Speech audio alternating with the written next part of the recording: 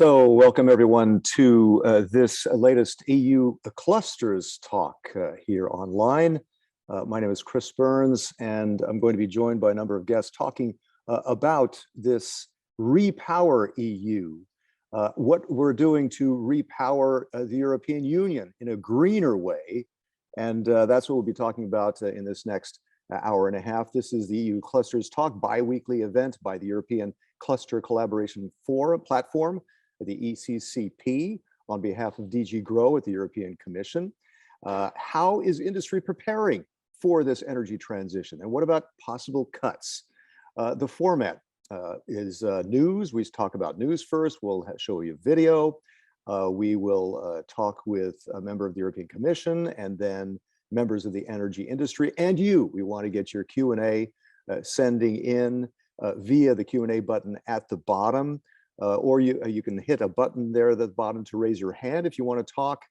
Keep in mind, if you want to cast this wider on the social networks, it's hashtag EU Clusters Talks, hashtag EU Clusters Talks. And also keep in mind, this is recorded for playback. So if you've missed any of this, you can play it back yourself.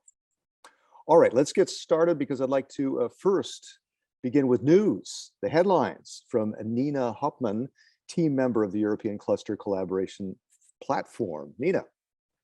Thank you very much, Chris, and welcome everybody to this EU Clusters Talks. We have some news from the European Cluster Collaboration Platform and also from the European Commission that we would like to share with you. To start you off, we have an ongoing survey on solutions to disruptions in European supply chains. This is a new survey for industry, for the cluster community, but also for businesses, to respond with your ideas and possible solutions on the current disruptions that we are noticing and that you have also reported to us in a first survey that was open in March and April. So this one is live since last week. It is published on the European Cluster Collaboration Platform, and also you find the survey via the link that my colleague will share in the chat. So we ask you, please send us info about what are you currently working on, or what would you suggest should be worked on to address supply chain disruptions and critical issues. And these results and your ideas will be directly shared with the European Commission, so the policy makers will study your ideas very closely. Related to this, if you want to actually work with others on your proposed ideas and solutions, the European Cluster Collaboration Platform will organize the first Cluster Collaboration Lab open to companies, to clusters, to financial providers, to actors from the civil society and other interested entities to work together on project roadmap in a guided way together with the moderation team in Cluj-Napoca on 22nd and 23rd of June. You're warmly invited to register for this event and to come to Cluj, Romania, to work with others on project roadmaps. We will have a preparatory webinar on the 9th of June at 2 p.m. 14 CEST, and we will share shortly the registration link on the European Cluster Collaboration Platform, so you will find the information on the event there. Going to news from the European Commission, the European semester published the spring communication package. Since we know that Europe's economy faces great uncertainty, especially due to Russia's war against Ukraine, the semester worked on top priorities to strengthen resilience, to look at the energy mix, and to make the green and digital transition happen. So this communication provides member states with support and guidance in the midst of the situation, and it has also country reports and country-specific recommendations. So interesting to have a look at those recommendations. Also, the European Commission is working on establishing solidarity lanes to help Ukraine export agricultural goods. This is to ensure that Ukraine can export grain and to also import goods if needed, from humanitarian aid to animal feed or fertilizers. And they're also working on setting up a matchmaking logistics platform and to have concrete contact points in the member states for the solidarity. Yeah, that's an absolutely topical issue, isn't it? That's extremely urgent too to make that happen. Exactly. Yeah. So important to keep a lookout on this and to work on it. Furthermore, the Commission has also put a strategic reconstruction plan, RePowerEU, with several elements, as you can see here in the graphic scheme. It is designed to support continued relief and to future support for the reconstruction, for example, to rebuild infrastructure, health services, schools, housing, as well as to work on the digital and energy resilience, of course, in line with the European policy and standards. Also, more information to be found in the link in the chat. Also, closely related to the topic that we're talking about today, there's a consultation ongoing about renewable hydrogen with two specific proposals that we would like to hear your inputs on. First, criteria for products that fall into the renewable hydrogen category. And then second proposal on a methodology of greenhouse gas savings to look at a detailed scheme of how can we calculate the life cycle emissions of renewable hydrogen. And we'll be talking quite a bit about hydrogen today, won't we? Indeed, we do, Chris. So this already as a first info on this. And last but not least, in the news item, there is a workshop series that is now announced, Get Digital, from the European Commission together with ISMEA and Digital SME for a workshop for the EU, Ukraine, Moldova, and Georgia, digital companies coming from those countries to scale up digital solutions that would decrease Europe's dependence on oil, gas, and external raw materials, as well as work on resilience in our supply chains. There will be 2 workshops and more information and how to sign up also via the link in the chat. Back to you, Chris. Nina, yeah, I was scrambling to find out the Cluj-Napoca, that's the fourth most populous city in Romania. Why is that event happening there? And it's great, it's going to be in person too, right? Let me go back to the slide. It will take place in the context of the Transylvanian Cluster Conference Week. So here we are working together with the clusters in Romania, but it's not only for Romanian clusters, so it's for all industrial entities in Europe. Okay. Building together with them, I think a very good week of interesting events and some nice pictures there. I was just sort of looking at the pictures of Cluj-Napoca. It looks very nice. Anyway, great to have an event there in person. Thanks, Nina. Let's move on to our video. This is from our own correspondent, a press conference on RePowerEU. Let's have a look.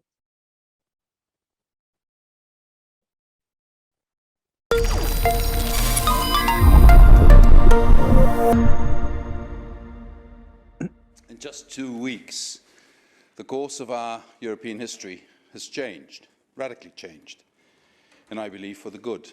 It is abundantly clear that we are too dependent on Russia for our energy needs.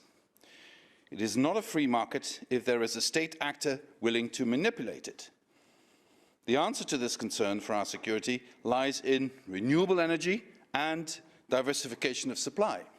Renewables give us the freedom to choose an energy source that is clean, cheap, reliable, and ours. And instead of continuing to fund fossil fuel imports and fund Russian oligarchs, renewables create new jobs here in Europe.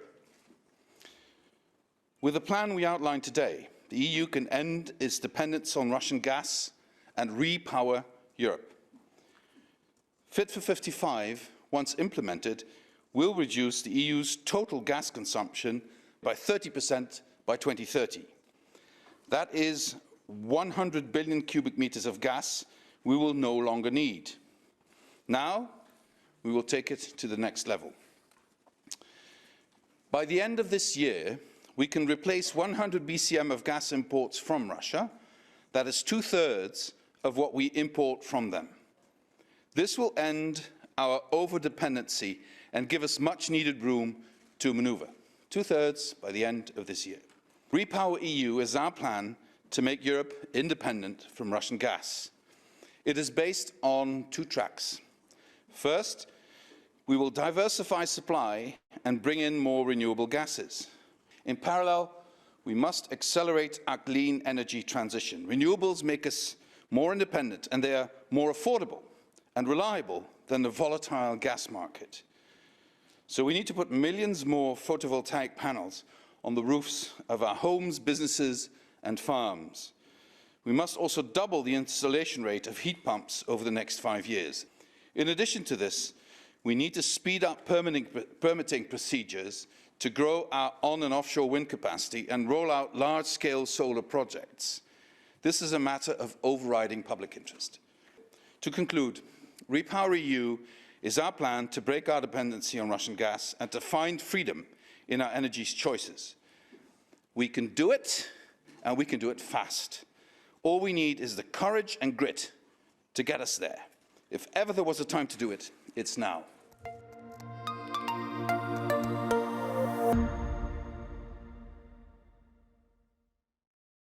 Yeah, I think it's great what Frans Timmermans, how he puts that very, very much to the point, and talking about diversifying and making sure that at the end of the day, this energy will be ours, not somebody else's. I think it's a really good point. Let's move on to RePowerEU, detailed action plan with Jacek Truszczynski, Deputy Head of Unit at DG Internal Market, Industry and Entrepreneurship and SMEs at DG GROW, European Commission. Jacek, that's a tough act to follow, isn't it? But how much more can you expand on what Frans said? We got to reduce this gas by 2/3, but by the end of the year, independent from Russian gas, diversify, accelerate. A lot of things we have to do, and we do need the private sector to do this, right? Thanks, Chris, and thanks for having me today. Indeed, I think the main highlights have been presented already by Frans Timmermans very well. I will just complement it with a few technical details. I agree with you. It will be mainly for the private sector to finance that, but where the public sector can help is to help coordinate between member states, because it's key that we do it together. We can also support certain investments with public funding where this is needed. And we also have to set rules that will facilitate this rapid deployment of renewables, notably, which is a key challenge, as already clarified by Frans Timmermans. So I have a few slides here to present to you today, and I will be very happy to hear your perspective on those proposals and what are the bottlenecks that you're facing and how public policy could help addressing those. Next slide, please. You have already, I believe, discussed RePowerEU in April, but we will not have the same discussion as then, because back in March, the Commission presented a first, let's say, high-level strategy for getting rid of Russian gas imports by 2027. That was followed by a debate of EU heads of state and government in Versailles. In March, they have adopted joint conclusions and have provided a mandate to the Commission to present a detailed plan that will help implement the strategy from March that basically was endorsed by those heads of state and government. So that's what we have tabled last week, and that's what I will focus on in the next couple of slides. Moving on, the main elements of the package, it's again one of those mammoth packages that the Commission presents. There are a lot of rules and financing programs that have to be adjusted. That's why we have all of these different elements. We have part of it which are strategies, such as an EU solar strategy, for example. Frans Timmermans mentioned this as well. We have to really focus on deploying rooftop solar PVs already this year and in the following years. We have also another strategy on external engagement on energy.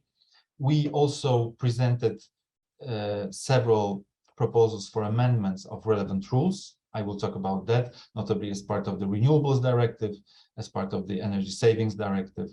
And we have tabled new proposals linked to financing, because all of this, as we already exchanged with Chris, will require additional public money. So the question is where to take it from. Next slide. Just a depiction of what this is about, and I think that's just a repetition of what Frans Timmermans presented in the press conference. So there are 3 pillars of RePowerEU.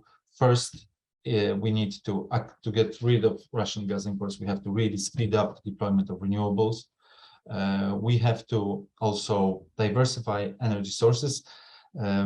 Gas will still be part of our energy mix for the next couple of years, until 2030 at least. So we need to get this gas from other places than Russia, and we have already started engaging with relevant partners.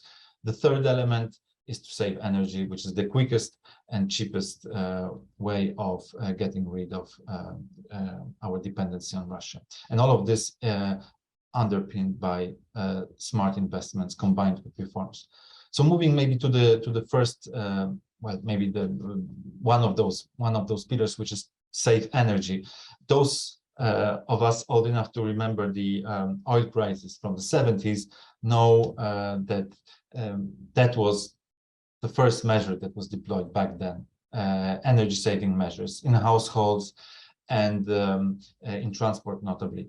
And you know, the problem with EU policymaking is that it all takes a lot of time to deploy, because you have to have these things agreed between 27 member states. But we really need to move fast. That's why the first element that we are deploying here is a massive awareness raising campaign, which is called Playing My Part, which will be deployed together with the International Energy Agency, which will aim at convincing people to, through their behavior, to change their energy consumption patterns. And the impact, if that's effective, can be really significant, because if you, for example, lower your thermostat by 1 degree, you lower your energy consumption by 5%. So that's not negligible. These short-term measures will be complemented by longer-term measures, notably as part of the Energy Efficiency Directive. We have proposed that the energy savings target is increased. Of course, as always with energy efficiency, there will be a key role for local actors, regions and cities notably. The second pillar, next slide please, concerns the diversification of supplies. As I mentioned, gas will still be part of the energy mix. We have already, of course, and individual member states have already made significant progress here, notably with respect to securing additional supplies from the US, through LNG, from Qatar, from Norway, and so on. But what the Commission says here is that we will be much more effective if we do it jointly, because then we can use our market power to have also better terms for those additional supplies. That's something that already worked and was tested for vaccines when we had another crisis. Now we have this gas crisis. We want to replicate that approach. So that's why we have proposed to set up a EU energy platform. Well, actually, it has been already set up for pooling the purchase of gas, LNG, but also hydrogen, because as Chris mentioned, hydrogen will be, I believe, an important topic today, and part of it will be produced domestically in the EU, but also a significant part will be produced abroad. And yeah, it's a quick question. Is this energy platform, all these efforts for repower, is that part of energy union, or does that come later? Is that the end goal, is to achieve energy union? I think, you know, as always, the EU progresses in times of crisis, right? That's when you make big progress in strengthening our cooperation. And the energy union project has been on the table for several years and has been endorsed by member states. I believe that this is part of the energy union, and this is the moment where we really make it happen. Absolutely. Yeah, good point. Okay, go ahead. So moving on to the next slide, I think this is a very important element, speeding up of renewables deployment. We talk a lot about it, but well, the 2020 target was achieved for renewables, but just. The challenge now is that we have to double the deployment rate that we had so far. And when you look at how fast these things are happening, the picture is not very encouraging. And permitting is the single biggest obstacle to a faster deployment of renewables. We have the technology. The technology is cost effective.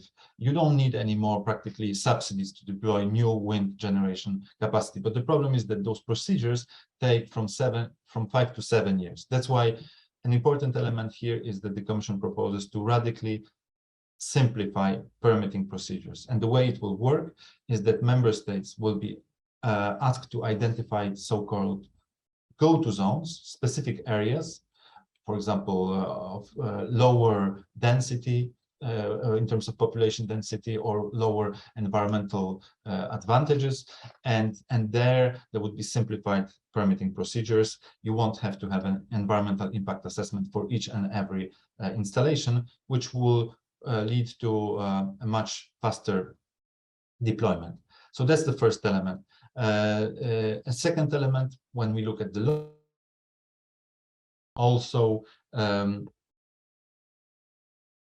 sorry, I have some connection problem. I hope that you're still hearing me. Yep, you're still with us. Right. You're still with us. So Okay, just a bit of a blip. I think you're okay now. Yeah. Okay. So another element is that we propose to increase the renewables target from 40 to 45% by 2030. That will be possible because simply there will be less gas. Next slide, please. Right. We mentioned hydrogen and also important here biomethane. Well, we will not solve everything with electricity. We will need, of course, hydrogen to replace gas and biomethane as well. For hydrogen, a doubling of the target for 2030 has been already endorsed, proposed and endorsed by member states back in March. 10 million tons of domestically produced hydrogen and an equal volume imported from abroad by 2030. Now we say how we will go about supporting that. An important element that also Nina mentioned today is that we have proposed a regulatory framework to support that. The delegated acts under the Renewables Directive specify conditions that have to be met by hydrogen producers to be considered as renewables based. And this will, meeting those conditions will allow them to have access to faster permitting and to have access to subsidies. We also will provide additional financing. For example, the budget of the joint undertaking, the hydrogen joint undertaking will be increased with the target of doubling the number of hydrogen valleys. And we will have hydrogen infrastructure corridors to facilitate imports. For biomethane, we have proposed to double the target for 2030. There's a big potential. It's environmentally friendly, and it also can add additional value to, for example, our agricultural sector. Next slide. Now, maybe a few words about the supply side, because we talk all the time about faster deployment and so on, but to meet this additional deployment, we will also have to have the equipment and the raw materials that will support our future energy system. More solar panels, more windmills, more heat pumps, electrolyzers, batteries, and so on. The risk here is that we will move from a dependence on Russia for gas to a dependence on, for example, China for those raw materials and this equipment. If you look at solar panels today, 90%, over 90% is imported from China. If you look at the critical raw materials that are necessary for any battery or any electrolyzer, again, 90% dependence on China. So what we will do, what will we do to address that problem? First, we have an EU Solar Industry Alliance, which hopefully will be launched by the end of this year. We have a still very innovative but small solar PV ecosystem in the EU.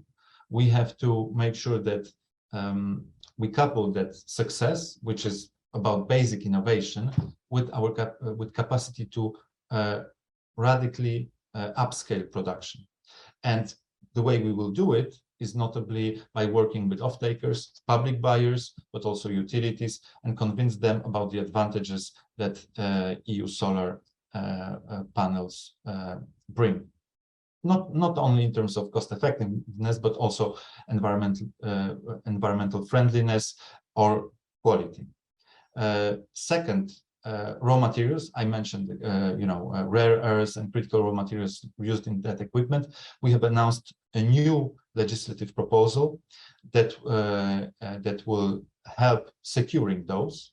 And the way this would work is that the EU would have powers to, for example, stockpile some of those critical materials, and also have very close partnerships with countries from which you can secure it, and which are, let's say, friendly, such as Canada. And last but not least, we also propose a large-scale partnership for skills that will be financed through the European Social Fund. Lack of skills in those sectors is a major bottleneck here that we want to address. Moving on now, all of this will need additional money. As we all know, the problem with EU funding is that once you have an agreement on the 7-year budget, things are more or less locked. And when new challenges arise, that there's always a challenge also in terms of securing financing for that. But here we have found a solution. Under the European the emission trading scheme, where allowances are traded. Recently, the price of allowances increased significantly, and some of them are stocked in the so-called market stability reserve. So what we propose is to tap into those resources and transfer 20 billion euros of value of those allowances into the Recovery and Resilience Facility. This is the facility that was put together, if you may remember, during the COVID crisis, where the Commission issued bonds on international markets, and in that way raised almost 700 billion euros to facilitate investment to address the COVID crisis. Now we will have an additional 20 billion to focus specifically on RePowerEU objectives. And for the Innovation Fund, we also foresee a significant increase of resources.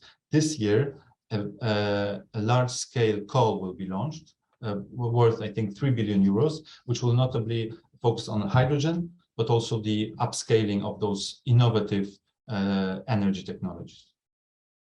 Next slide. And I think we're getting to the end, but this is an equally important element, which also was mentioned by Chris already.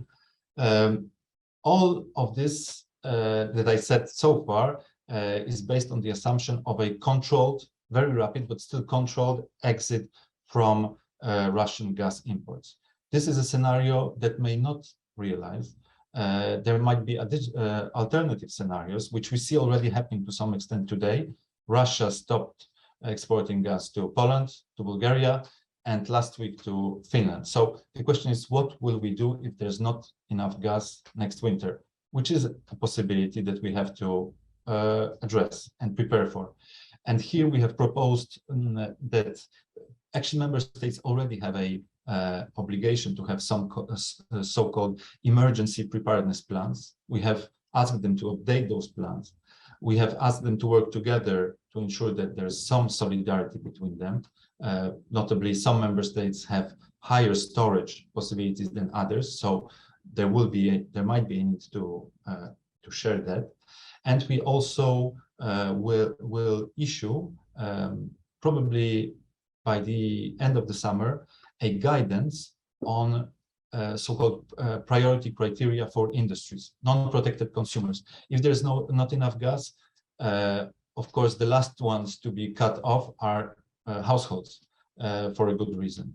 And industry are so-called non-protected consumers. But still, some industries provide key resources to our system, such as food, certain chemicals, medicines, and so on. So what we want to do right now is to work with the industry to establish those criteria that will identify priority industries and the interlinks between industries within the EU single market. Next slide.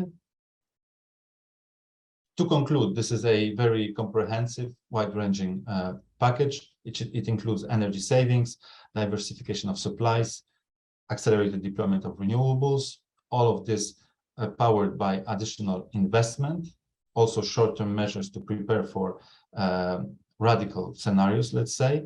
In terms of next steps, EU leaders will discuss this at the end of this month, next week actually, and we will proceed with the implementation. So that's all from me, and I'm happy to engage now with it in the debate. Thank you. 𝗪𝗂𝘀𝗁𝗂𝗧𝗹𝗪𝘀. For those just joining us, this is the EU clusters platform discussion every 2 weeks that we do. Jacek, you know, before we go to our guests, and we got questions coming in, but there's an interesting policy question there I'd like to pitch to you. Great that people are sending in questions. Keep them coming. We're going to try to get to as many as we can. Should we encourage, this is from Ingrid Milcent, should we encourage Chinese PV manufacturers willing to set up new factories in Europe, or should we aim at developing our own EU PV factories, which I know we're doing too, right? Which option is the most realistic? What do you think? Well, I think the approach of the EU in general is that foreign investments are always welcome. And I think if you have a Chinese investor in the EU that wants to produce PV panels in the EU, in principle, this is welcome. But you have to also look at this as a strategically important sector. And when you look at the investments of Chinese companies in the EU, sometimes their aim is not to produce in the EU, but to gain, let's say, greater market power. So we have to look carefully at that. But I think here, our objective is not to move entirely from a total dependence today from China to producing all panels in the EU in the future. We still will work on the basis of international supply chains and diversified partners, but we have to just minimize the risk that we have today with a great total dependence on China. And we want to support the domestic production because we see big potential there. I guess you might call it smart globalization. Just to mention, Violetta was asking, could we receive the presentations of the event? Nina, I believe we do provide that later, right? Yes, indeed. So after this talk, we will upload the material on the European Cluster Collaboration Platform on the talk site. So you will find the information there. Okay, that's great, Fab. Let us now move on to our speakers. Jacek, you're staying with us, right? I hope. Yes, I will. Yeah. Okay, excellent. All right, and let us move on to. So what we usually do here is we have kind of a 1-minute elevator pitch from each person, and we're talking to the private sector about the rapid deployment of renewable energies, of hydrogen, of challenges for energy-intensive industries, of energy interdependencies. Let's first go to Cédric Brûle, Director of Cluster Tweed. Cédric. Hi, everyone. So I'm Cédric Brûle, so I'm the Managing Director of Tweed. Tweed is the Sustainable Energy and Water Cluster in Wallonia and Belgium. So we have been created in 2008 for the energy cluster, and recently we have created a second cluster inside in the same organization. It's the water cluster, because we see a lot of collaboration between water and energy technology solutions. So we are, as many clusters, working for our members to network support projects. We have a value chain roadmap services for the technologies. And what we can mention that we are working very closely for the hydrogen sector, because we have created a 𝗪2Hub Wallonia. It's a part of the cluster when we gather all the players of the new hydrogen value chain. And at the same time, one of the big topic right now is the energy sharing, energy communities stuff. And so we have created another part of the cluster called 𝗪𝗂𝘂𝘀𝗄𝗏. And so we have 4 organizations in the same organization. So it's quite a challenge, but energy transition is going very fast, so we have to follow. And at the European level, we are actual partner of 2 𝗪𝗂𝘀𝗏 projects with other colleagues. The first one is 𝗪𝗂𝘂𝘀𝗁 project. It's a very interesting project where we are making the link between African and Europe cluster and organization in water and energy. So we are making some links with Morocco, Senegal, and Tunisia, and we are working with a cluster from France, Italy, and Spain.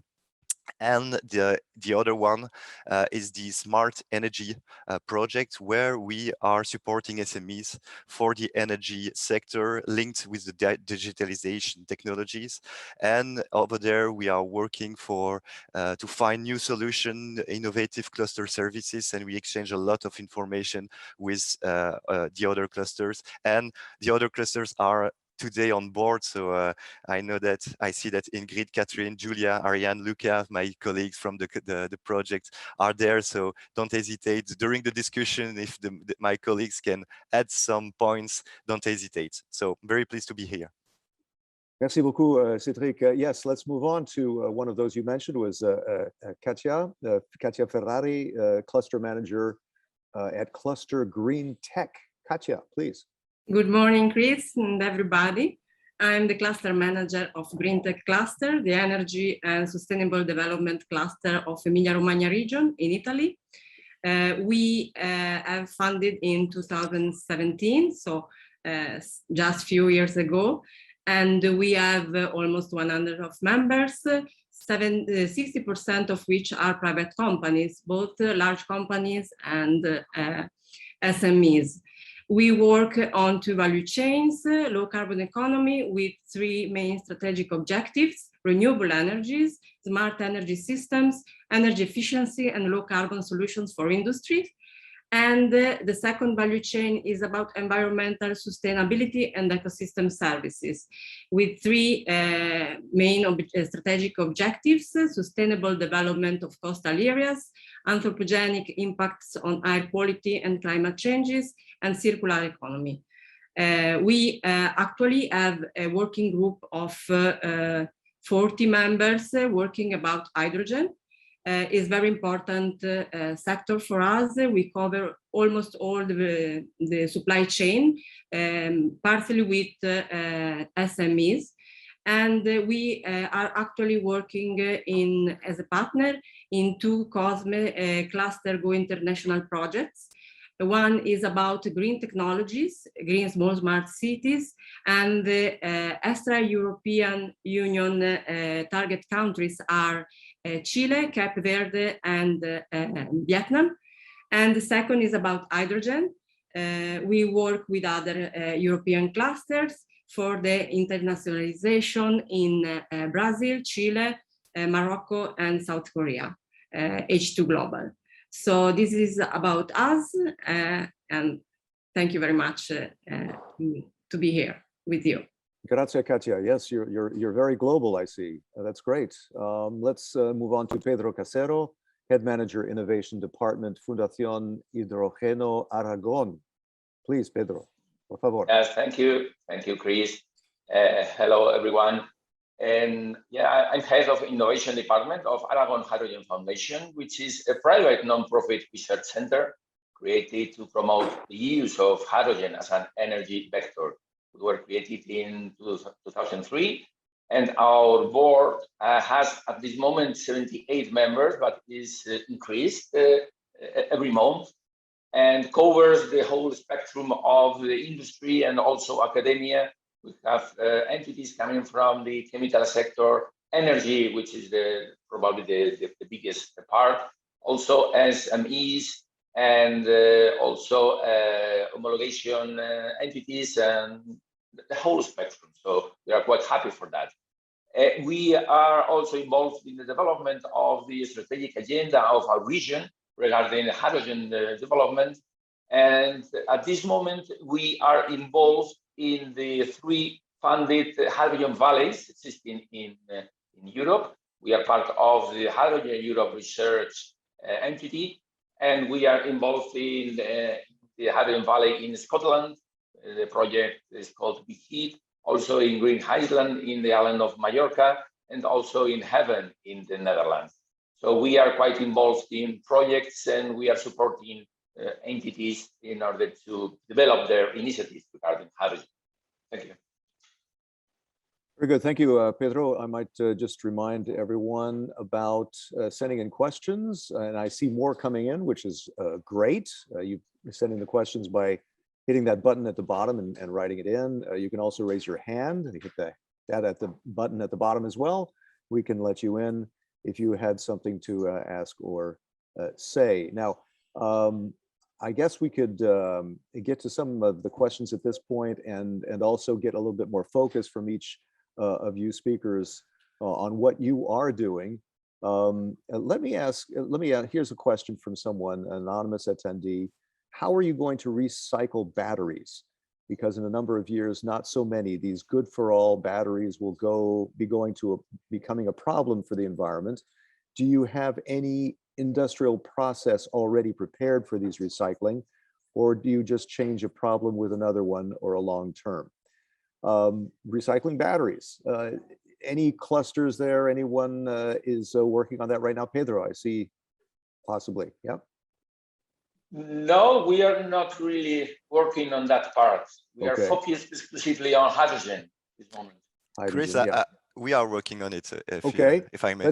I know we want to focus on hydrogen, but yeah, let's talk about that for a minute. Yeah, go ahead. There is, in fact, in our cluster, we are tackling this challenge in two ways. One of the ways to change the manufacturing of the batteries. So we are helping our members to finance innovative projects related to new ways of producing batteries, because you can produce with non-problematic materials. Batteries already know it's a problem of maturity of technologies, but it's going very fast. So it's the first thing. And the second thing is to use the batteries that have already been used. And so we have two new pilots infrastructure where we are using the old batteries from cars, and we are making batteries for the energy sectors, for the flexibility services. And so there is a second life batteries over there. It's a very hot topic for Belgium, because we are for a number of years we have a lot of recycling companies in Belgium, and it's very important because we are not a producer in Belgium. We are a small country, so we have to recycle this stuff. And for a small country like Belgium, it's very an opportunity more than a challenge, I suppose. But it's a very hot topic. The materials right now, we see a limit for the energy transition. For the solar panels industry and for batteries storage, we see our companies that are right now refusing some project because they know that they won't have these critical materials. So it's a very challenge for Europe right now. Okay, very good. Let me move then to Katja.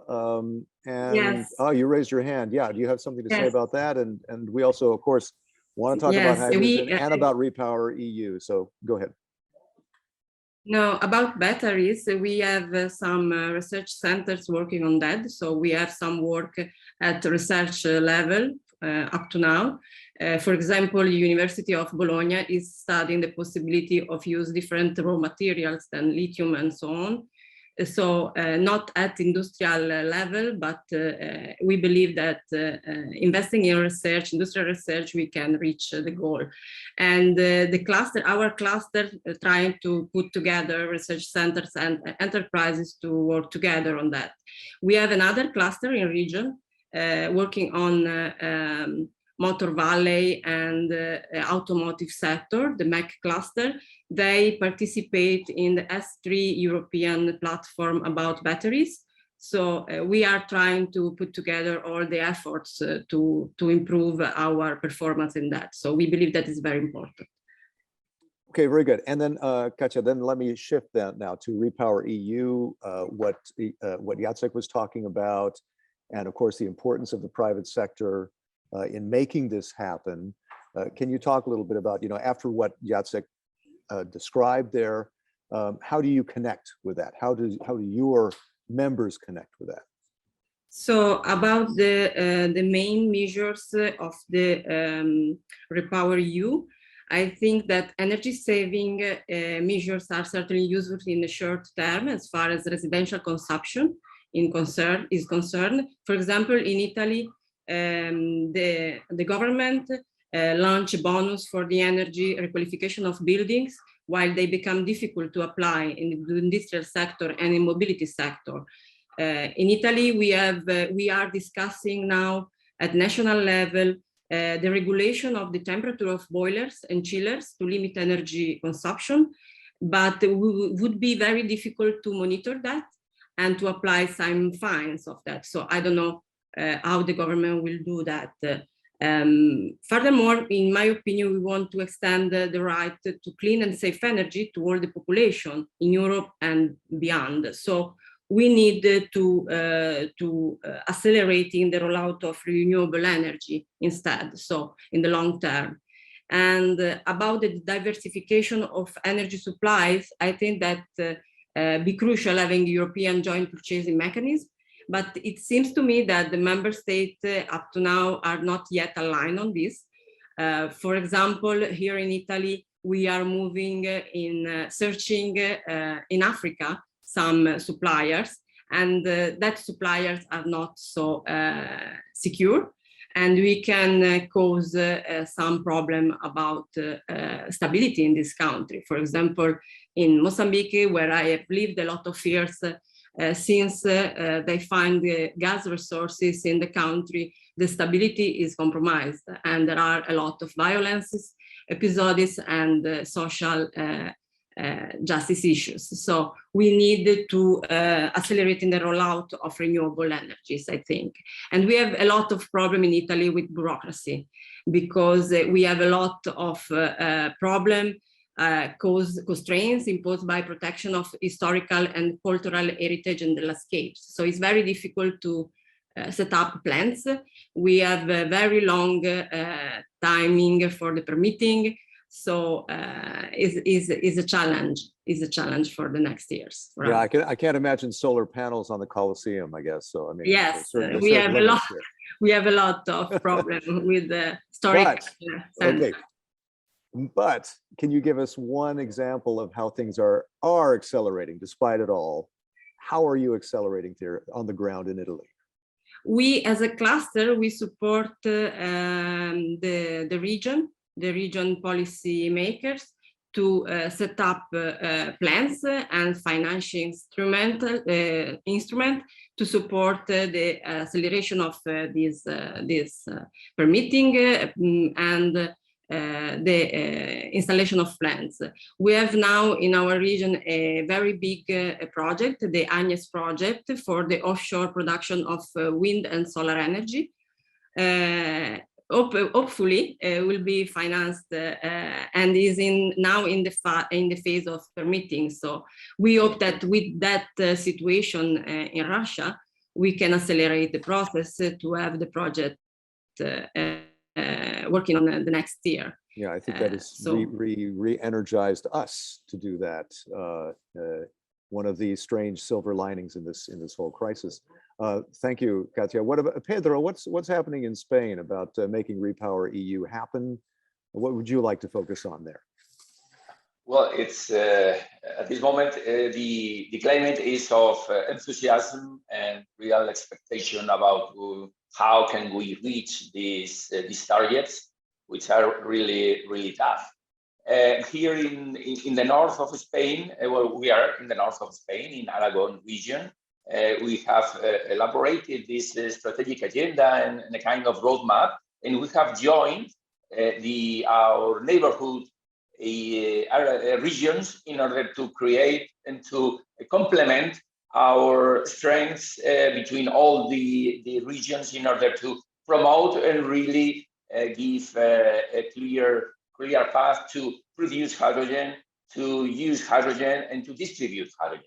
Because in order to reach RePower targets, we have talked, or Jacek told late before, that there was going to be produced about 10 million tons of hydrogen by 2030, and it's a really huge amount. And for that, we need, or in order to handle this, we need at least 3 pillars. One is to increase the capacity of renewable energy source. That's clear, because green hydrogen comes from renewable energy source. Second is to increase or to scale up the production of electrolyzers.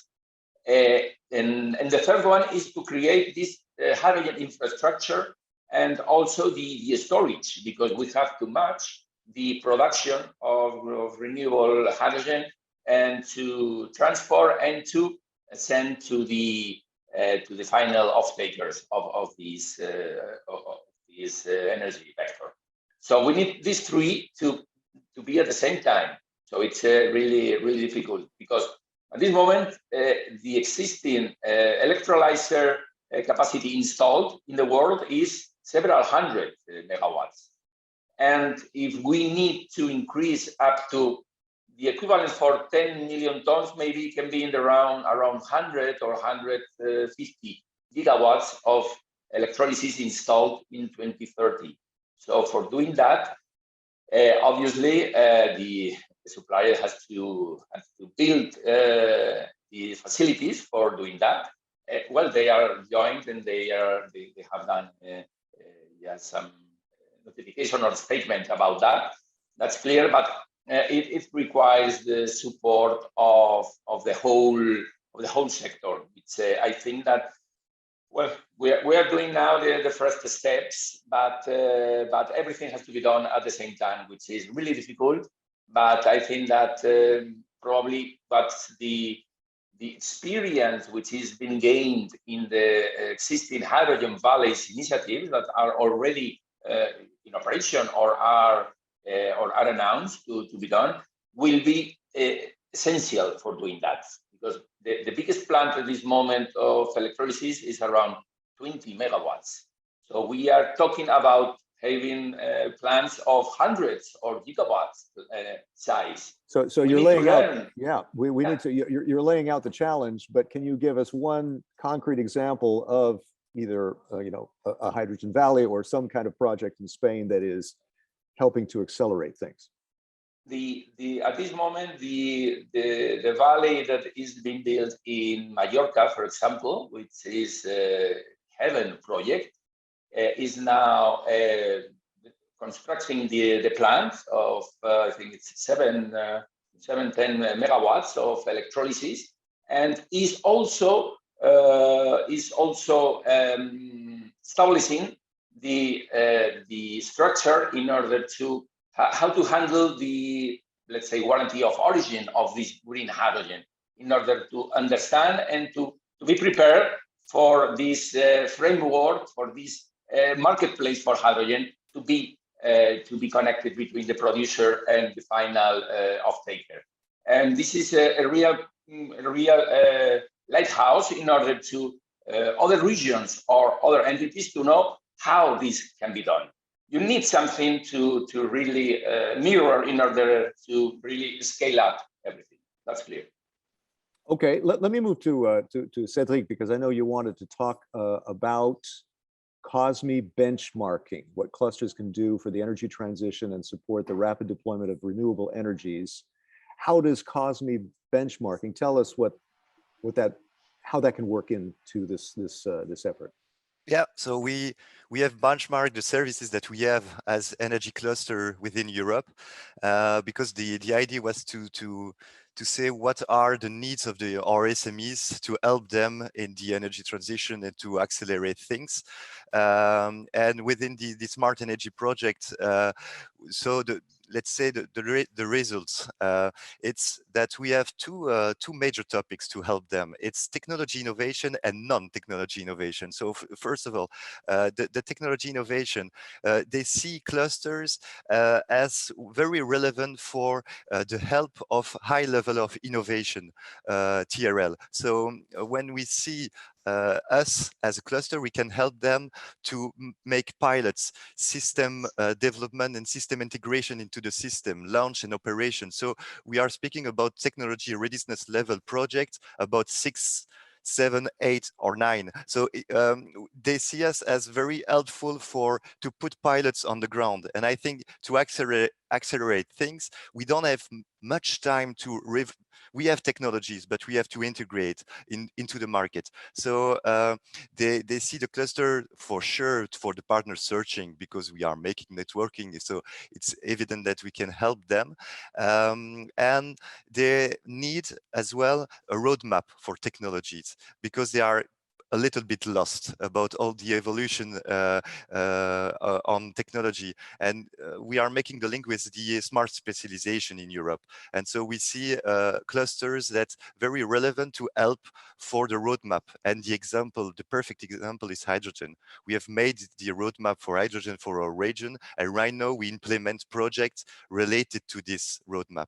So it's the first thing is the innovation. But I think what's of the major issue that we have seen in this report is that they have a lot of problems with non-technology innovation. And when I see that they are facing market challenges because the market design is not ready for our technologies.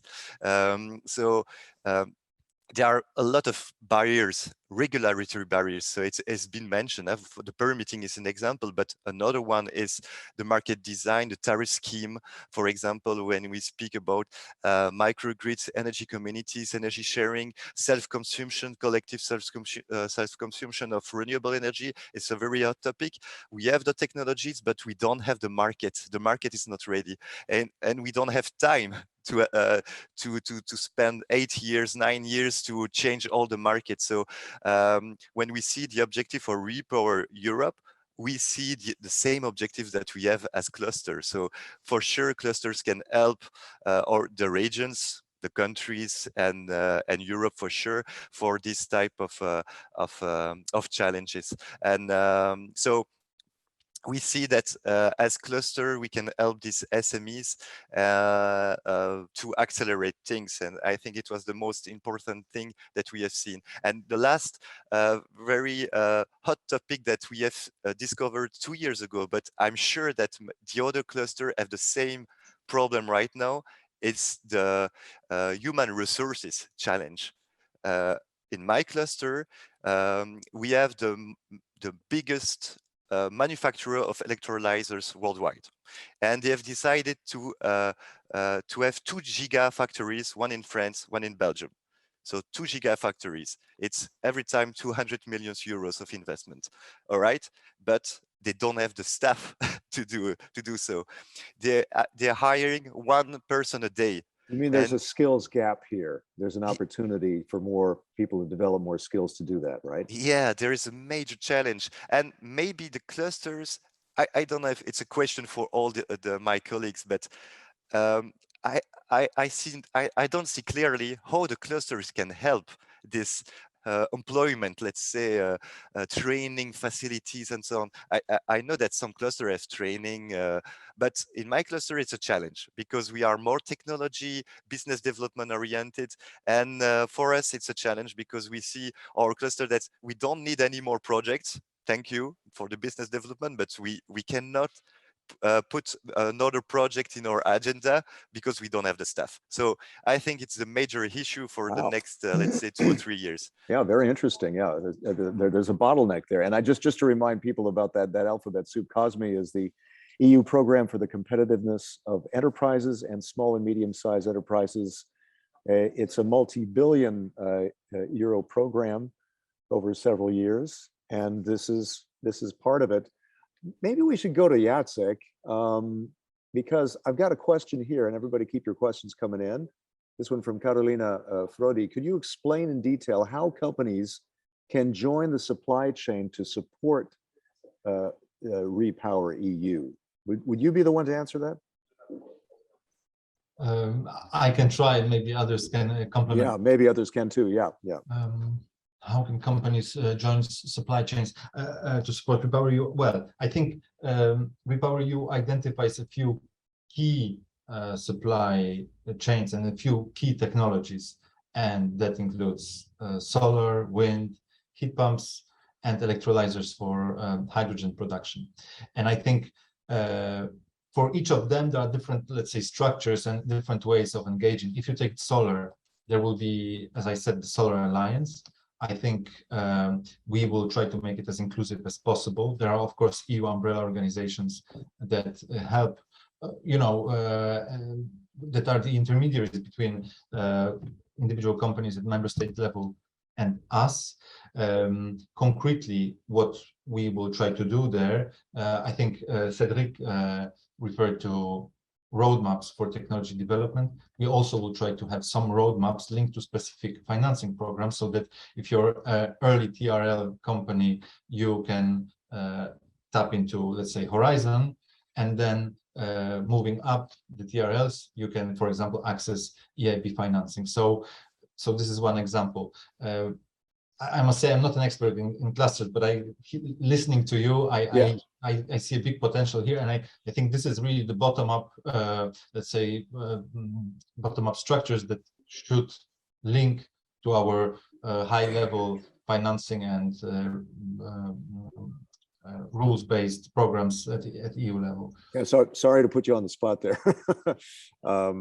Would anyone else like to add to that before I move on to some other questions? I would like to say Katja. something about the training and the competencies, because it's crucial now. We are working on that. We don't do training, but we have between our members some training institution and all the university of the region. And I know they do a lot, try to upskill and reskill the workforce, especially in the IT sectors, engineer sectors, and so on. The region, the Emilia-Romagna region, that is very industrial, is trying to promote some activity to attract the talents and to finance some training projects. So we as a cluster try to put together all the needs from enterprises and communicate that to the region, try to coordinate all the efforts to have more skills in our region. So I think that is crucial. About joining the supply chain, I would say that you need to join a cluster. Now it's crucial to work together. It's very difficult to scale up alone. So one way is to search a cluster or another kind of association in our region, in your region, and to join that. So. Good point. I would also like to point out, and I support Katya's words about skills and training. It's really, really important, and it was also mentioned by Jacek, the fact of skills that is now ongoing, and is also, yes, it's essential for the future, that's clear. And we also, regarding the value chain, maybe I would like to make a clarification. The Aragon Hydrogen Foundation is a research center, but we act as a cluster in certain areas because we are considered as that by the ministry here in Spain. So we join with other companies or entities that try to be here in this value chain or other parts of the hydrogen sector in order to develop projects or initiatives, in order to scale up some facilities or start up a new line for developing these kind of activities. And in fact, the one of or several entities in our board has now in a very good position to face the challenges that comes for RePowerEU. So I got a couple of also a bit of input on the resources and training from some of the people participating. One from Ingrid Milcent, who we heard from earlier. She says, as a cluster, TENERDIS is becoming more and more involved in training topics, including through EU programs such as Erasmus+. And from Violetta, she says, related to human resources, like Cédric says, here we see the role of the universities. So another question, do you address this problem to them, or do they prepare the future engineers for three kinds of sensitive and very specialized jobs? Would anyone like to comment on that? on I academia? can maybe, so on academia, we have launched a project in the clusters called 𝗵𝗂𝘂𝗀𝗃. It's all the Belgian universities related to hydrogen, and we are financing some doctorate, so I don't have the name in English. PhD programs? PhD, PhD programs related to all the value chain of hydrogen. So it's the first thing is to have new engineers related to hydrogen, and the second topic is to train new engineers, and we. It's the really hot topic right now is how we can help universities and our training centers to build a program, but with a certification, because when we see hydrogen, you make direct current parts, you have to make the compression, you have to make all the auxiliaries, you have to make maybe the chemistry. So it's a new. It's so broad that you have the engineers that have specialized in hydrogen. They don't exist right now. So we have to make some training programs, very broad, I think. And so the clusters can help these universities and training centers to build that program. We are trying right now in the cluster to build a program related to the Interact program, 𝗬𝗏, so with Germany, Netherlands, and Belgium. But it's quite difficult. So if you have any ideas, please contact me, because it's a hot topic, and we have to help each other in this hot topic. That's what this cluster collaboration platform is all about. I've got another question here from Volodymyr. We've got a few minutes left for Q&A. What is the future of coal power plants in Poland? What is the expected period until they are closed? How will energy balancing be fulfilled? Jacek, perhaps? That's your native country, I guess. It is, yes. It's a complex topic. I think when you look at RePowerEU, in the very short term, the Commission acknowledged that in some cases there might be a need to switch, for example, from gas-based power generation to coal, because there won't be enough gas. But this is short term. In the long term, our objectives set out in Fit for 55 remain the same. And in line with those objectives, it's clear that the economic calculus driven by the price of allowances, the price of carbon, will be increasingly against coal-based power generation. If you take my country as an example, there is this very emblematic, I think, picture you can find on the internet of a huge coal-based power generation block that was commissioned and supported by the government, and that was half-built and then had to be abandoned because simply it was not economical. So the future of coal-based power generation is grim, and governments have to take into account this when they make planning decisions. Planning, preparedness. That's very much the name of the game right now, because there could be, in fact, we're seeing gas cuts coming, that Russia's cutting off gas, and also our shift is quite, well, we're trying to make it as draconian as we can, but and trying to lessen the impact. How do we prepare? As far as the speakers, can you elaborate a little bit on these energy interdependencies, how the industries are preparing for gas cuts? Can we get some input from you? I guess I see Cedric nodding. Would you like to go first? Yeah, we try to tackle this challenge in two ways. One is to produce more locally, so with the biomethane, because hydrogen is more a hot topic for tomorrow. Let's say it's not the next year that we will have green hydrogen that will replace gas, and so we have to create more biomethane. So it's a hot topic for Belgium and for Europe right now. So I'm very happy to see that RePowerEU is doubling the objective. And the second thing, it's I think countries like Belgium, where there is so much consumption of energy with a so small country, we will need to diversify the imports. And we see ourselves as a hub for importation of hydrogen. And so we are working for collaboration and partnerships for different countries. Belgium is working with Namibia, with Morocco, with different countries in Arabic countries. And there is as well 3, let's say, partnerships agreements with these countries to import green hydrogen in the future.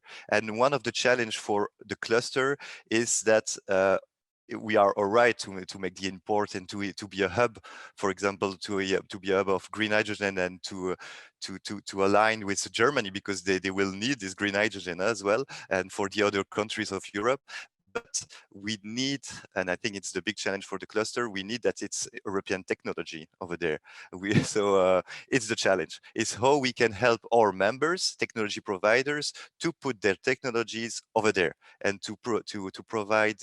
And so really, it's I think if we succeed, it's European technologies in partnerships with African technologies, because it's a partnership. We don't have to sell all our stuff to these countries, but at least we need to keep this technology advance in the hydrogen sector. It's a very hot topic. So okay. Let's say that imports and improve the production of biomethane is the 2 hot topics, let's say. Katja, what about in Italy? How are Italian industry preparing for the worst? So about the so-called 𝗵𝗂𝘂𝗀𝗍𝗂𝗍 industry, is very difficult to reach the decarbonization because, for example, here in our region, we have a strong ceramic district. Perfect example of energy-intensive industry. Yes. And how do you deal with that? Yeah, it's difficult because they are trying to decarbonize, but for some steps of the production phase, they need gas, because not all is possible to do with electricity. They need the high temperatures for the oven. So they are trying to make a mix of hydrogen and methane.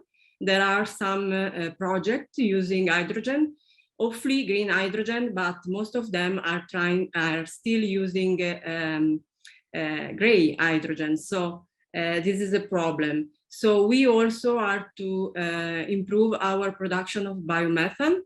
In Italy, we have almost 2,000 electric generation plants from biogas. So with a good government investment on upgrade from biogas to biomethane, we can reach some results, substituting methane with biomethane.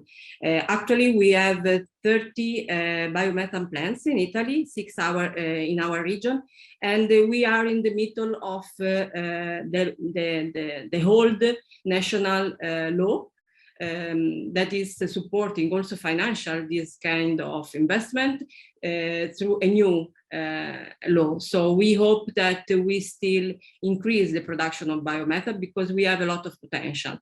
About hydrogen, as I can said, we need to produce more renewables energy to have green hydrogen.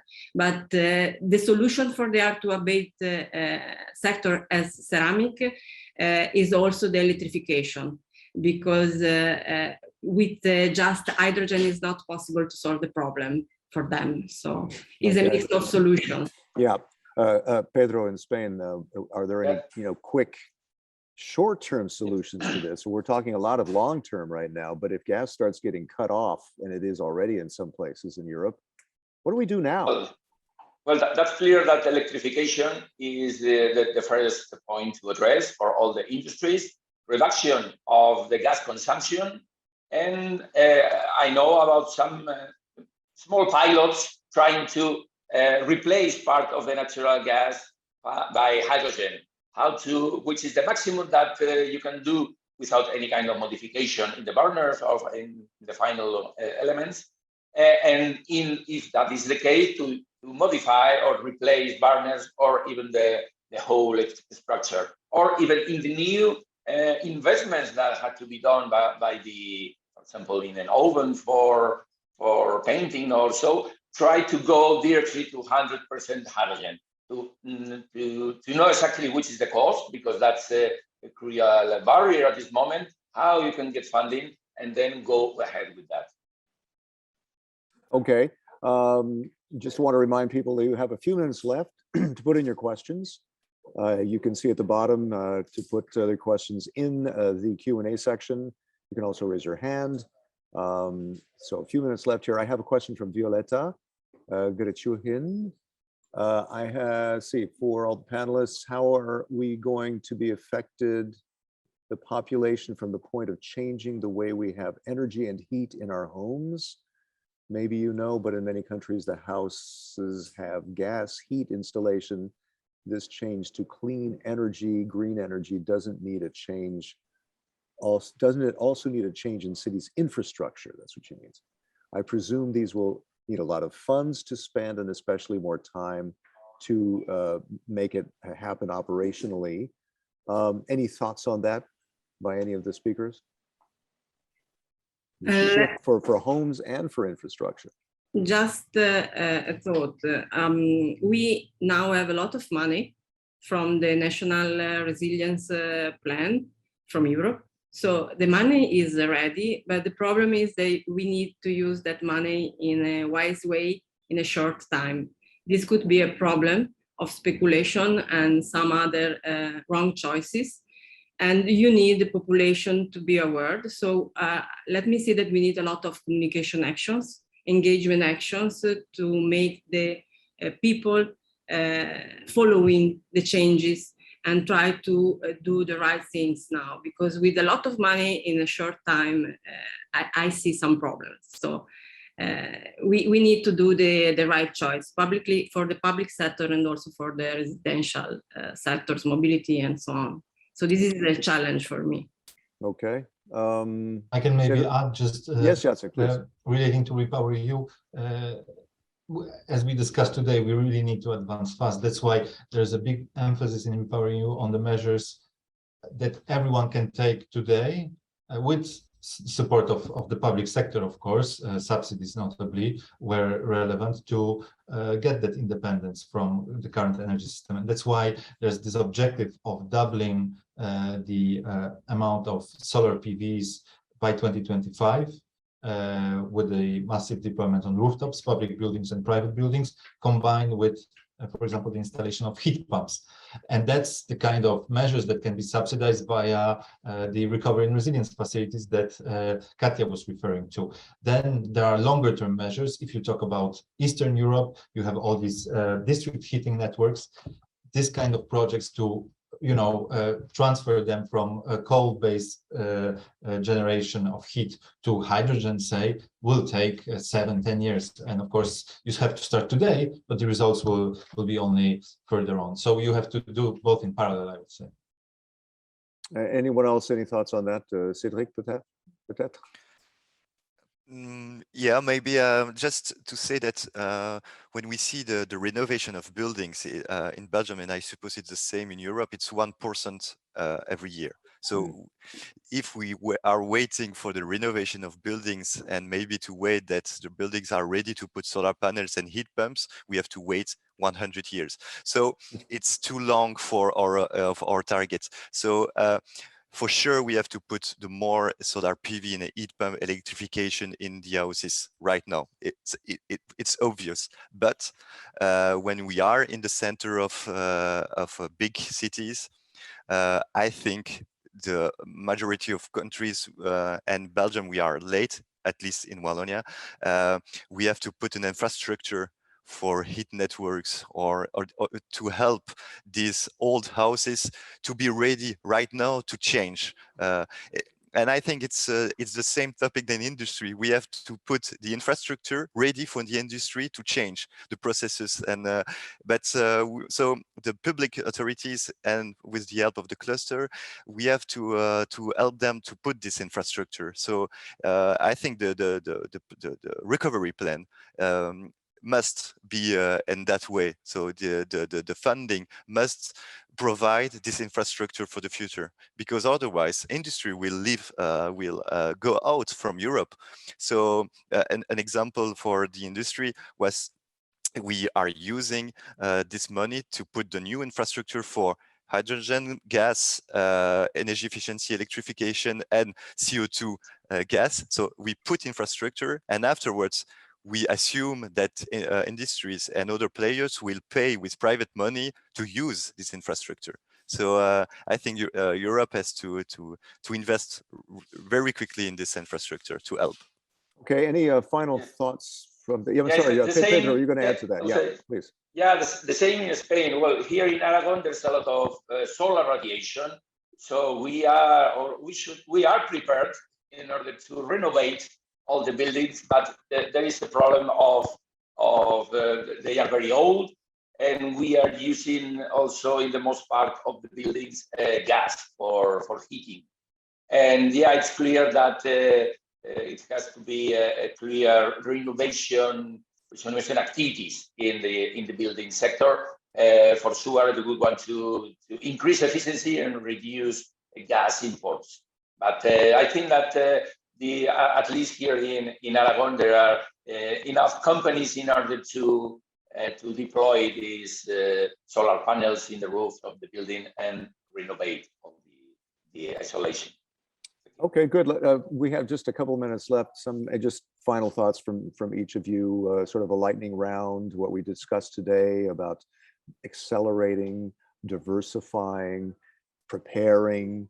Jacek, I guess this shows that the private sector side and academia and these groups that we're talking to today want to be part of this and are playing a part of this, right? Yeah, I mean, this is the real life application of our high level policy objectives, and often working in Brussels, you are far away from the reality. So it's extremely useful and interesting to hear about those specific projects. And I think we should maintain that channel open to make sure that yeah, the power of clusters are used fully to deploy our objectives under RePowerEU. Sorry to be so lofty and high level, but it was really interesting to hear about specific projects. That's all right. Yep, that's good. Katja, any final thoughts? Yeah, just one thing about the way to change. We are waiting for a regional law about renewable communities, energy communities. So this is another important piece of our work. And to finish, I think that collaboration is very important. We are clusters, so we believe in collaboration.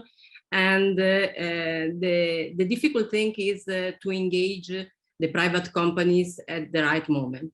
So in these processes of try to put all the pieces together and improve the collaboration between European clusters and stakeholders, we need to engage the private companies at the right moment, just to not disencourage them to participate and to assess all the opportunities that we have now.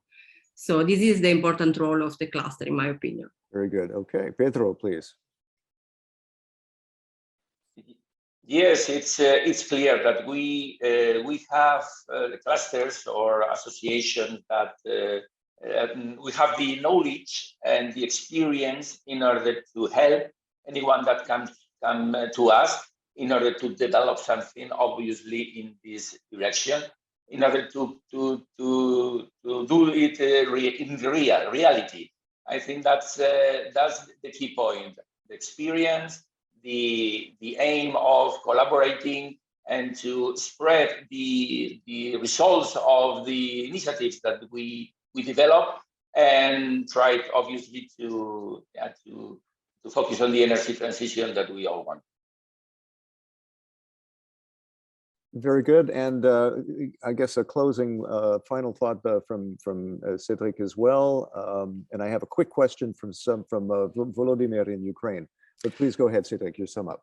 Yeah, just to mention that one of the goals of our 𝗂𝘁 Smart Energy project is to make an alliance between the cluster of energy transition at European level. So don't hesitate to contact me and the colleagues, because we try to have a discussion between clusters about energy transition. Okay. And I think we can help each other with best practices at least. Help each other. And let me ask you very quickly, 𝗂𝗶-𝘂𝘀𝘁𝗲𝗿, he says, I'm representative of energy and industrial clusters in the western part of Ukraine. Could we make the partnership with the same clusters or SMEs from the EU in the project of the generation, clear green energy sources, and he lists the different kinds of energy together on the western part of Ukraine. So would anyone like to say a quick word on that?